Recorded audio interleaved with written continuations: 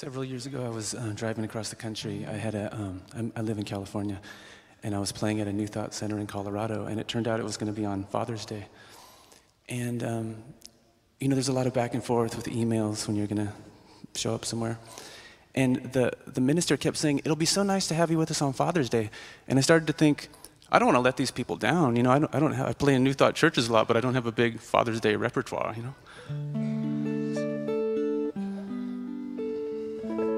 But I thought, well, maybe I can write a song. So I tried to write a song, and that didn't go well. That never really works for me.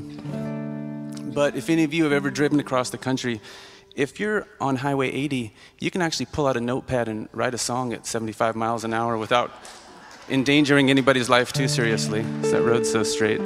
So I had a little inspiration, and by the time I got to Fort Collins, most of the song had come together. This one's for my father and my daughter.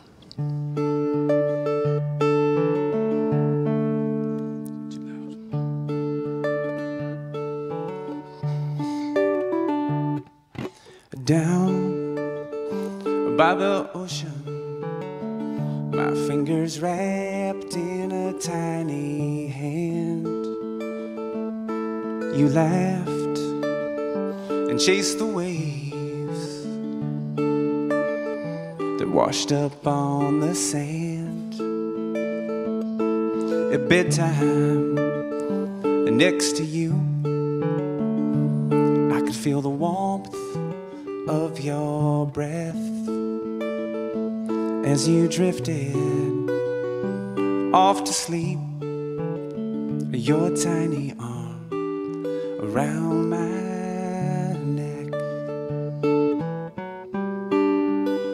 Those memories are 18 years away when you say, "Dad, I love you.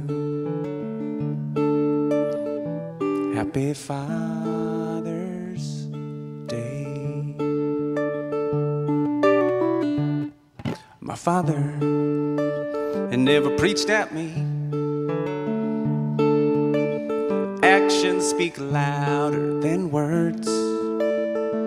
Tell the truth and pull your own weight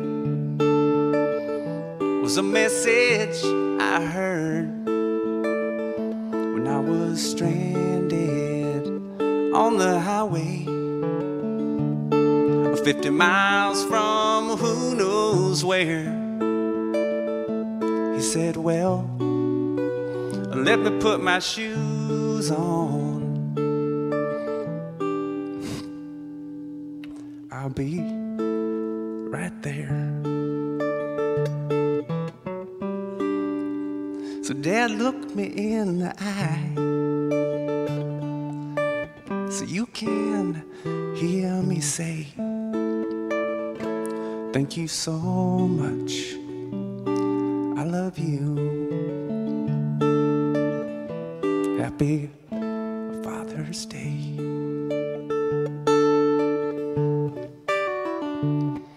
At Christmas, we sit together, book of songs on my knee, Dad on my left, she's on my right, voices in 3-part harmony,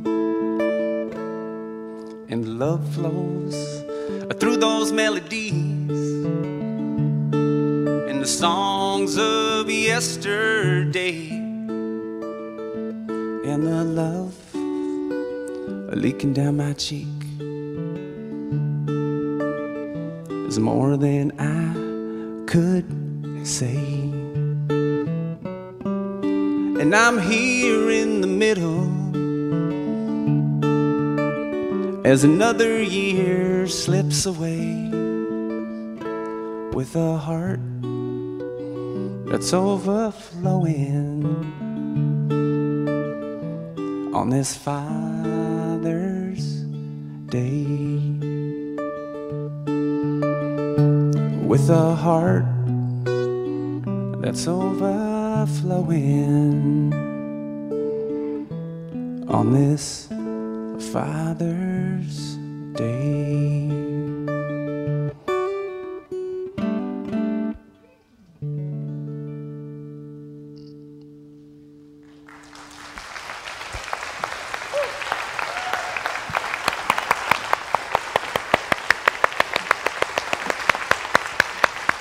Abby, thank you for your music, and thank you for your vulnerability and your tear and your emotion, because you just brought it real here. You just made it open, and in this community, we appreciate that, do we not? I notice it's always a co-creation. You know, sometimes I play that song a lot with dry eyes, just like playing through the song, and then it's the environment and the hearts really have a big effect. It's always a co-creation, so thank you. Great to be with you all this morning. We're a spiritual community that loves tissues, and if you're new here, you learn to bring them sometimes with you, because we know that that's the healing energy, that's just love flowing through, and we're here to be just vitally alive, and that means just feeling everything. That means living with wide open wonder inside. So it is my honor to acknowledge and welcome Martha Creek. She is a spiritual teacher. She is a mentor to many ministers in our movement and in other spiritual movements, and she helps people bring these practices from textbook word phrases into actual living, into places where we can unlock the emotions and unlock the mentality of our spiritual practice and bring it into a living experience of peace. And so would you help me welcome Martha Creek?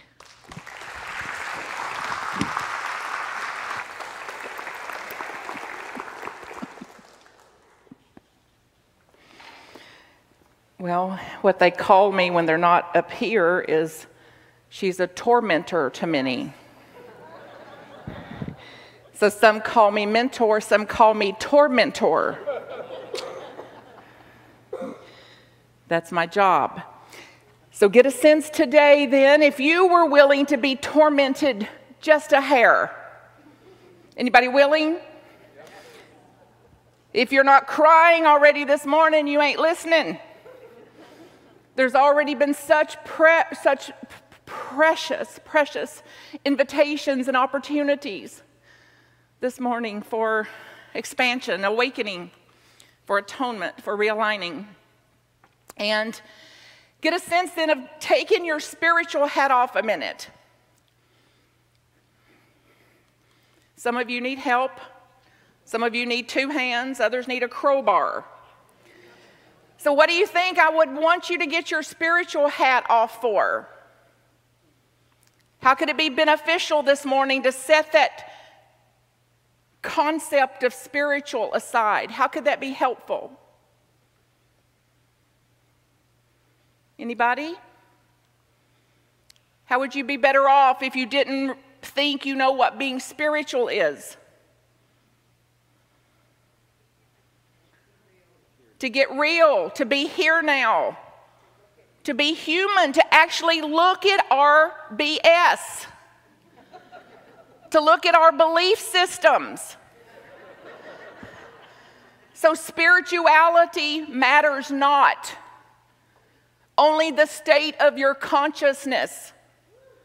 Only the state of your consciousness is going to serve you when it hits the fan. Your belief system will not serve you when it hits the fan.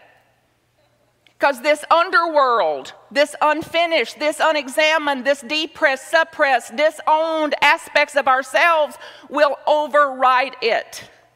Have you noticed? Which is what I mean when we say, it's all good. It's all good. It's like, well, tell your face. Because it has not caught up. It has not caught up. So maybe in the absolute, is it all good? In the absolute. In the absolute. But back here at the ranch, we've got some boogers. Anybody with some boogers? Yeah, let's see if we can name a few. Anybody here still blame others for the shape you're in? Throw your hands up. It feels good. It'll be like a wave, you know, in the sports stadium. Everybody throw your hands up. Yay! Yes, I blame. Now, what's it like when people blame you?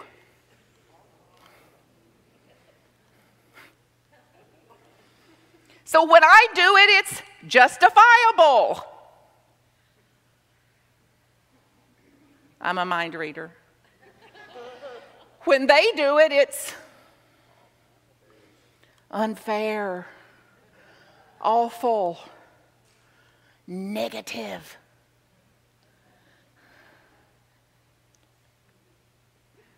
Loco. This is the incongruency. This is the incoherency of what we say, what we espouse. And what have we applied? And every master teacher so far has said, it's not what you know, it's not what you speak, it's not what you say, it's how you practice it. It's how you live from this, to live as this. So it's not so helpful that you know to quote these things. It's like without the doing these things, without the being these things. So get a sense then of looking back on your own life. Many of you have heard me say it. You know, here lies Martha. She had issues. Here lies Martha. She had dramas. Here lies Martha. Now, she could do some complaining.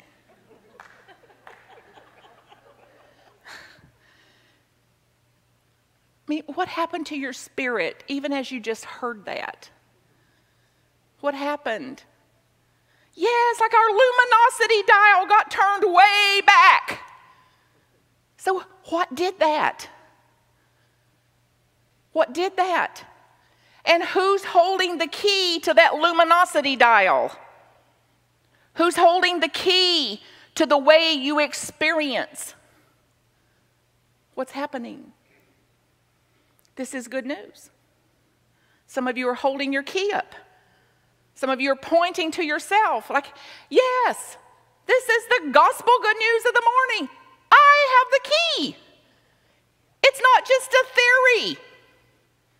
So what I name a thing, I'm going to experience it as that. So if I name they're blaming me awful, unfair, what will I experience? Victimhood, the oldest archetype known to creation. So if you named their blaming, if you called a thing what it is, how would you experience their blaming?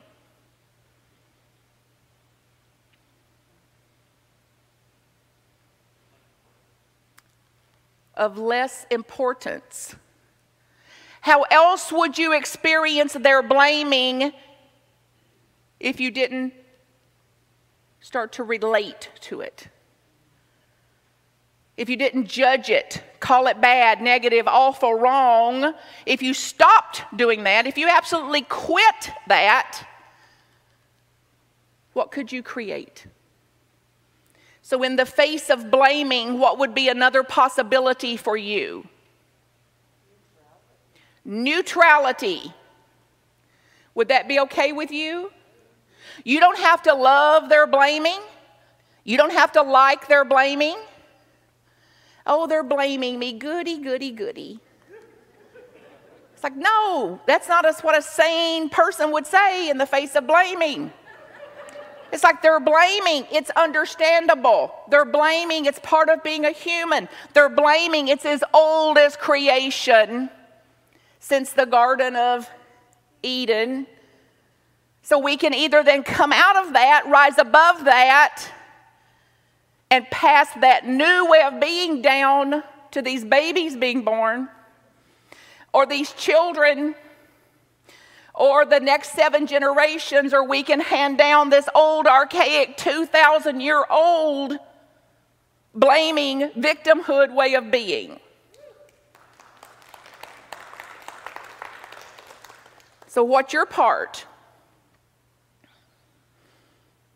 What's your part? You're already getting guidance. You've had it this week. You've had it this morning. Some kind of guidance came through you to quit something and to begin something.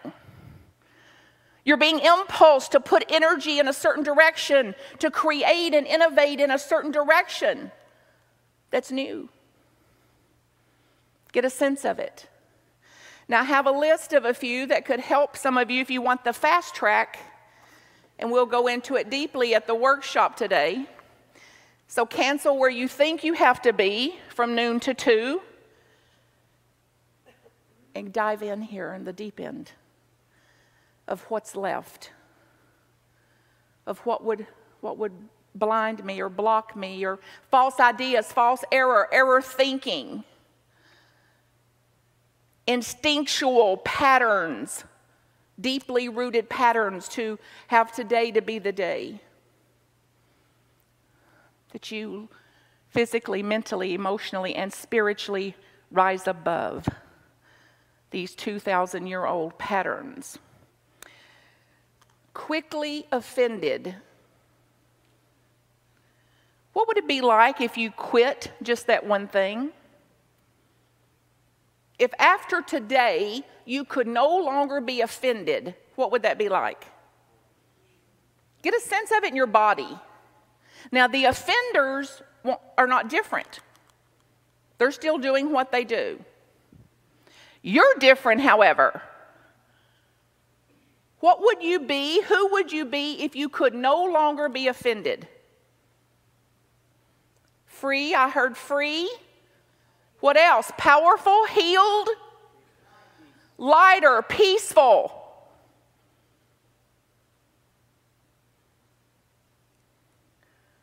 Is this what you dream of? Let there be peace on earth. Let it begin with him. Let there be peace on earth. Soon as she apologizes, I'll think about it.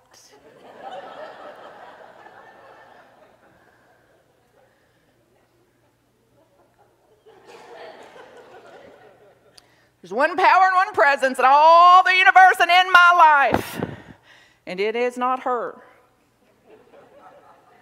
And it is not the past, and it is not an imagined future. There's one power and one presence in all the universe that is impulsing me to rise above formerly held BS, belief systems. Then it gets juicier and juicier. The more I work with this, the more I live from this. So then my mind would tell me things like, you know, if I gave you a little assessment on how compassionate you are, 1 to 10, what number would you give you in compassion? What about self-compassion? Blaming myself, even if I stop blaming them and quit blaming them and continue to self-hate. Masochism. So blaming, stopping it there, stopping it here. Increasing compassion there, compassion here. I had a psychological profile a few years ago, and their concerns about me was included. There's likely a list. They only reported on 1 or 2. That I lean toward saint. Well, thanks. And where's your problem? So Saint Martha, and trying to uphold a persona of that. If you had said, now Martha, how compassionate are you? And I practice it. I practice every day. I practice every night who I've put out of my heart to get them back into my heart. I practice making amends. I write letters. I make phone calls. I make apologies, statements of regret. I am committed to be the first to do this. when there's a breakdown, when there's a misunderstanding, when there's bristling. You know, where two or more are gathered, there will be bristling.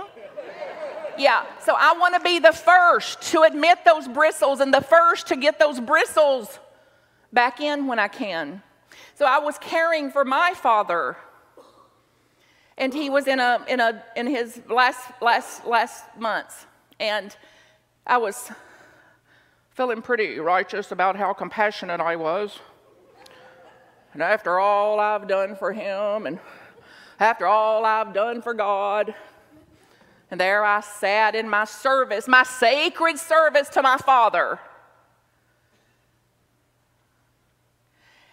Then, is this compassion? Is it true that this is compassion? So here's a little example. Daddy, do you want a drink of water? No, honey, I don't. Well, here, okay. Just drink this much. Just, drink it down to here. I took the ice out and all that so it would be easier to go down. And all about that pneumonia and hydration and all that. Now drink some water. Compassion. Daddy, do you want to go for a walk? Okay. I don't, honey. Well, okay, go ahead and get up. You know the drill. Put your hands around my neck and I'll swing your legs around. Saint Martha. I don't know what compassion was. I had a BS about compassion. And I was as innocent as they come. I was the last to know that my little bitty view of compassion was just that. A little bitty view of compassion. So I enlarged my framework. I enlarged my perspective on what compassion is. Got right in here, got right with myself. And then I got right out here. And then it looked like this. Daddy, do you want some water? No, honey, I don't. Okay, now did you hear all that this morning about hydration and pneumonia and all that? Sure did, honey. If you decide, your water's right here, just like you like it, and I'm here. Daddy, do you want to go for a walk? I don't, honey. Now you got all that about the pneumonia and all that, and walking. Yep. Okay. If you change your mind, let me know. Then out of the clear blue yonder, he would say, is there any water in that glass? Who knew he could detect thirst? Who knew that he could tell when he was thirsty?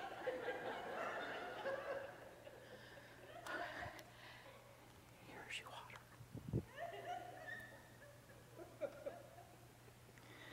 Then he'd say, I think I'll walk down to that nurse's station. And I'd say, can I go?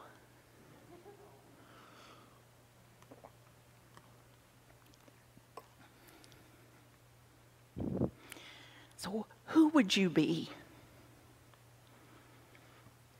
if you knew that all of the BS was BS? The entire belief system.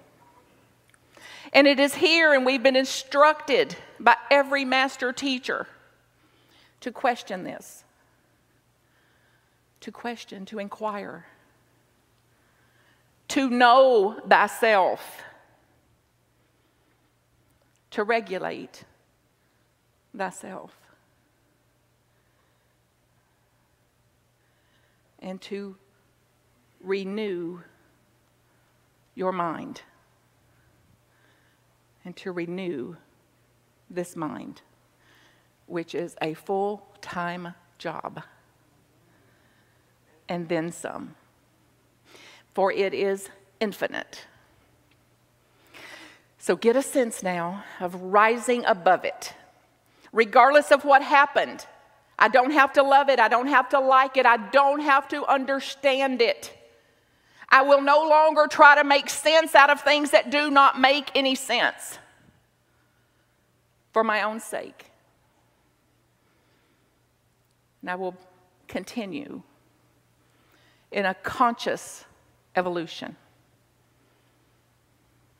accepting that I cannot exceed my own evolution.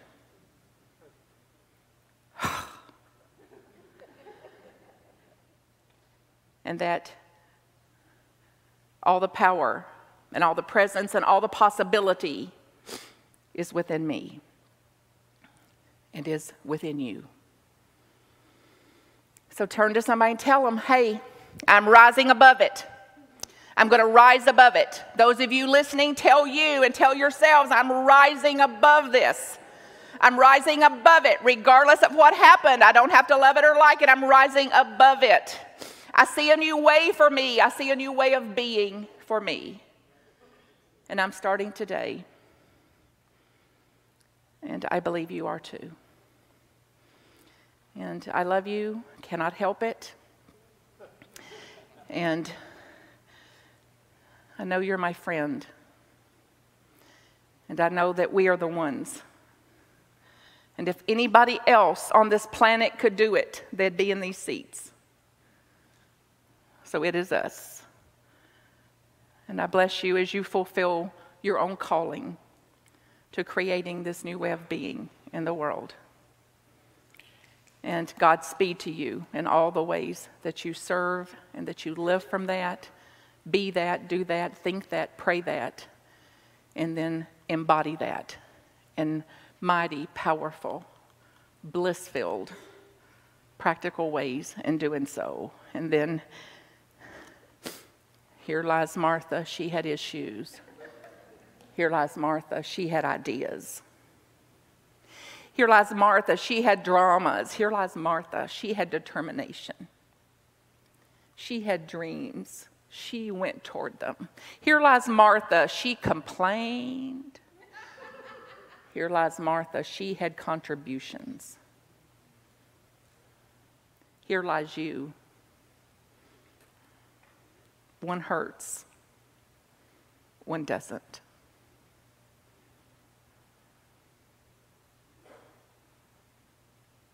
You decide. And then again, and then again, and then again. Blessings and love to you.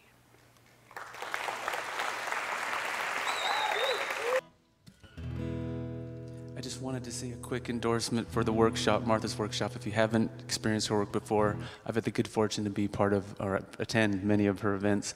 And my favorite thing about these events is the transformation. And she's so funny, that too. Love you, Martha. A few years back, I got a letter from a friend. It was a poem. It said, uni-verse, one verse.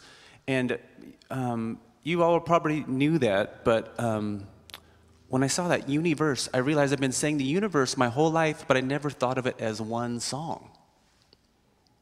But you knew that already, that one? So I just thought, wow, how amazing. I've been using this word my whole life. One song, how beautiful.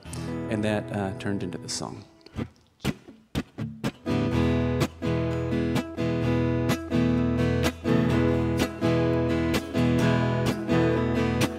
Something is building, I can hear the momentum. It's the sound of change, the sound of things to come. It's building in our cities, it's building in the towns.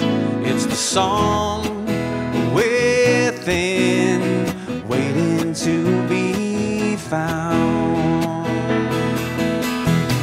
Only you know the part that is written within your heart. One verse, one song, one light shines, one people, one truth.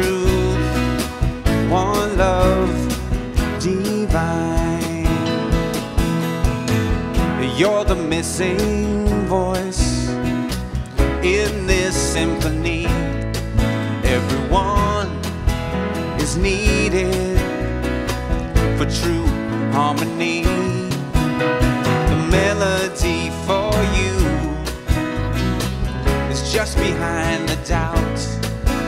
Sing and remember what this life's about.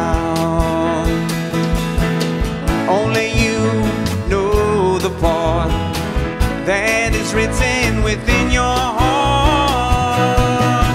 One verse, one song, one light shines, one people, one truth, one love divine.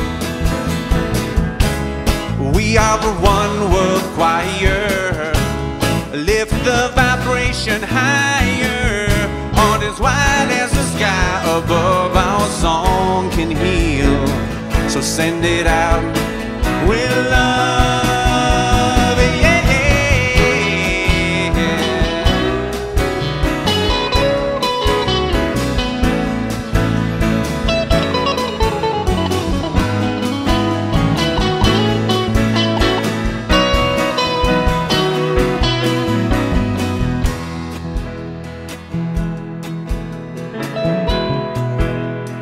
So would you help us sing the last chorus? So the words, one verse, one song, one light shines, one people, one truth, one love divine. Just remember the word one, and you'll be halfway there for the chorus, okay? And we've got one more verse, but maybe if you could help us.